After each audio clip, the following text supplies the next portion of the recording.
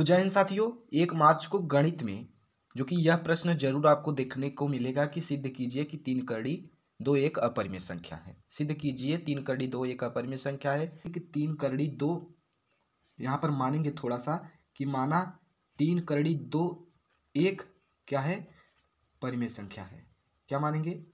परिमेय संख्या है। मान लीजिए 3 कड़ी 2 एक परिमेय संख्या है, तो 3 कड़ी 2 को आप क्या करेंगे, एक परिमेय संख्या के बराबर मानेंगे। 3 कड़ी 2 बराबर a बाई बी। 3 कड़ी 2 को a बटा b के बराबर, क्योंकि p बटा q के रूप में लिखे जाने वाली संख्या को परिमेय संख्या कहते हैं। हमने मान लिया। अब यहाँ पर क्या करेंगे आप? अब यहाँ पर करेंगे क्या? अब यहाँ पर हो चुका है, तो सबसे पहले हम इसको क्या करेंगे, इसको इस प्रकार लिखेंगे a बाई 3b। ये कैसे हुआ? और यहाँ पर एक कथन लिखिए कि जहाँ b नॉट इक्वल टू 0 और जहाँ a और b क्या है, पूर्णांक है। यहाँ पर लिख दीजिए कि जहाँ a और b क्या है, एक पूर्णांक है, एक पूर्णांक है, b नॉट इक्वल टू 0, यानी कि हर का मान 0 के बराबर नहीं है। तो a वाला मल्टीप्लाई में है, नीचे आ जाएगा तो तुम्हारा हो जाएगा a बाई 3b। तो यहाँ पर देख लीजिए कि 3 जो a3 है वह a और b पूर्णांक है। a और b क्या है, पूर्णांक है, इसलिए a बटा जो a बटा 3b है वह परिमेय संख्या है।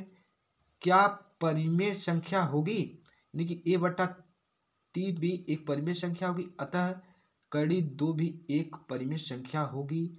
लेकिन इस तथ्य का विरोधाभास प्राप्त होता है। यहाँ पर देखिए, क्या एक संख्या में किसी संख्या के गुणनफल से भाग देने पर अपरिमेय संख्या आता है? तो नहीं आता है। तो यहाँ पर लिख दीजिए कि थोड़ा सा स्टेप कि चूंकि 3 a और b क्या है, पूर्णांक है। क्या a और b क्या है, पूर्णांक है, इसलिए a बटा 3b एक क्या है, परिमेय संख्या है।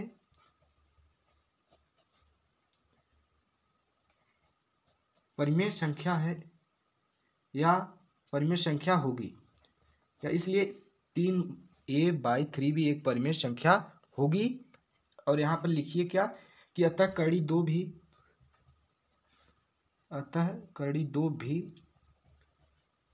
एक परिमेय संख्या होगी। परिमेय संख्या होगी, लेकिन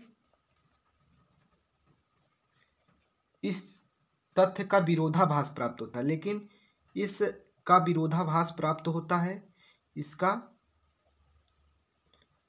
विरोधाभास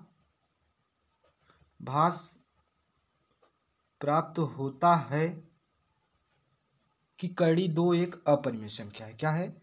कड़ी 2 एक अपरिमेय संख्या है। अतः यह निष्कर्ष निकलता है कि 3 कड़ी 2 तब क्या होगी, अपरिमेय संख्या। तब 3 कड़ी 2 एक क्या होगी, अपरिमेय संख्या होगी। तब 3 कड़ी 2 एक अपरिमेय संख्या होगी। फिलहाल इसमें कुछ था ही नहीं, आपको यही करना है कि आपको इसको परिमेय संख्या के बराबर मानना है। हर तुम्हारा 0 के बराबर नहीं है, जहाँ a और b एक पूर्णांक हैं। आप क्या करिए, ये दोनों मल्टीप्लाई में है तो आप अपरिमेय संख्या इस साइड करिए, क्योंकि कड़ी में लिखे जाने वाली संख्या जिसका वर्गमूल न निकले उसे अपरिमेय संख्या कहते हैं। तो ये कड़ी 2 और इसको हम इस साइड लेकर आए, भाग में कर दिए तो a बाई 3b। तो क्या पूर्णांक में यानी किसी संख्या में दो संख्याओं के मल्टीप्लाई करने से अपरिमेय संख्या के बराबर आता है? नहीं। तो चूंकि 3 a और b क्या है, पूर्णांक है, इसलिए a बाई 3b एक परिमेय संख्या होगी। अतः कड़ी 2 भी एक परिमेय संख्या होगी। कड़ी 2 भी एक परिमेय संख्या होगी। और यहाँ पर लिखिए कि लेकिन इसका विरोधाभास प्राप्त होता है कि कड़ी 2 एक अपरिमेय संख्या है, तब 3 कड़ी 2 एक अपरिमेय संख्या होगी। तो फिलहाल इस तरह आप इस प्रश्न को सॉल्व करेंगे तो आपके बोर्ड एग्जाम के लिए इम्पोर्टेंट है।